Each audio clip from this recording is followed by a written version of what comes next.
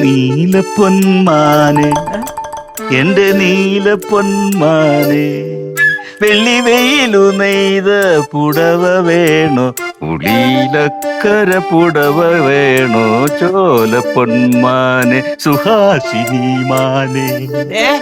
പുടവയല്ല തേങ്ങാക്കൊല.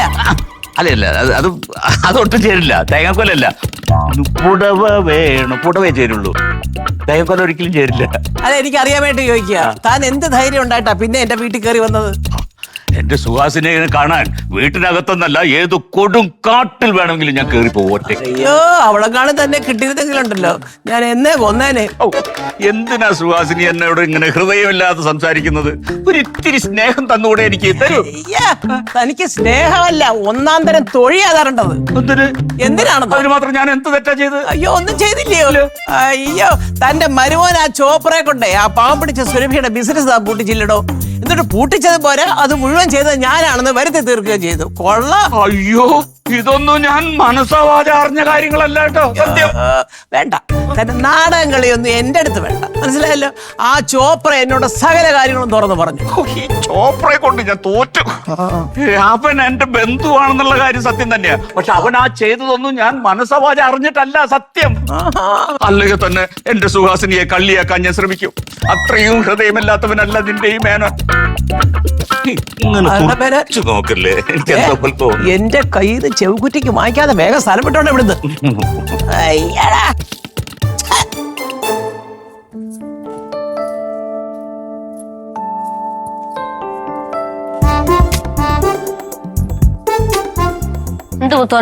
സുരഭിയെ തിരക്ക് ഒരാള് താഴെ വന്ന് നിപ്പുണ്ട്. ആരായിരിക്കും? പറഞ്ഞല്ലേ അറിയോ? ആര്? ശ്രീധരമേനോ.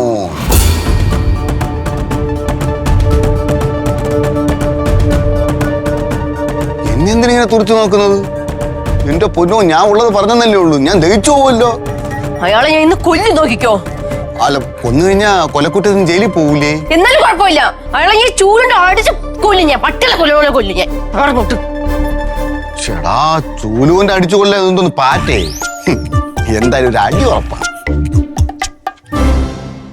ഇത് ഞാൻ എന്റെ സുഹാസിനിക്ക് വേണ്ടി വാങ്ങിയ സമ്മാനമാ.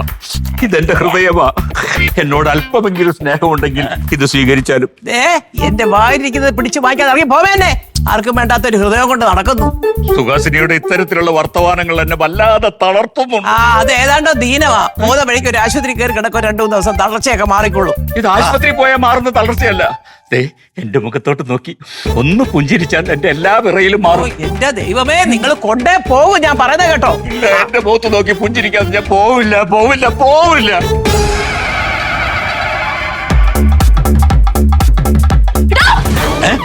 ഡോന്നാ? ആരെയാ ഡോന്ന് വിളിച്ച്? എന്നെയാണോ? എന്നെ അങ്കിളെന്നോ അല്ലെങ്കിൽ അച്ഛനെന്നോ വിളിക്കുമോളെ? നിങ്ങൾ എല്ലാം വിളിക്കാം. എന്റെ പൈസ പോയി കൊണ്ടുപോയി നിങ്ങൾ ഞാൻ ഉണ്ടല്ലോ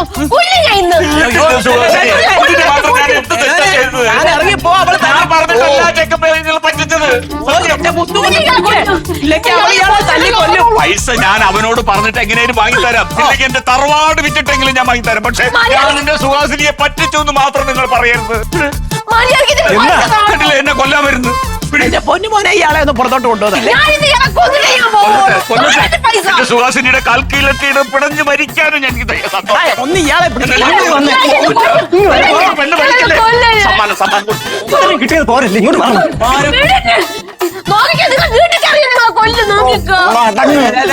എന്റെ പൊന്നു സുരഭി, കാശിന്റെ കാര്യമൊക്കെ ഞാനെല്ലാം പറഞ്ഞ് ഏർപ്പാട് ചെയ്തിട്ടുണ്ട്. ഇപ്പൊ ചെല്ല്, നീ സമാധാനമായിട്ട് അകത്തോട്ട് പോ. ഞാൻ വാങ്ങിച്ചു തരാം. അകത്തോട്ട് പോ. എന്റെ കൈ ഇവിടെ ഉണ്ടോ? ഉണ്ട്, അവിടെ തന്നെ ഉണ്ട്. എന്തൊരു ദേഷ്യം കൊച്ചമ്മ, പിടിച്ചിട്ട് നിക്കുന്നില്ല. ഇങ്ങനെ ദേഷ്യം വരാതിരിക്കും. അയ്യോ, ഒരു കള്ളന്റെ അഭിനയം കണ്ടില്ല ഇപ്പോഴും.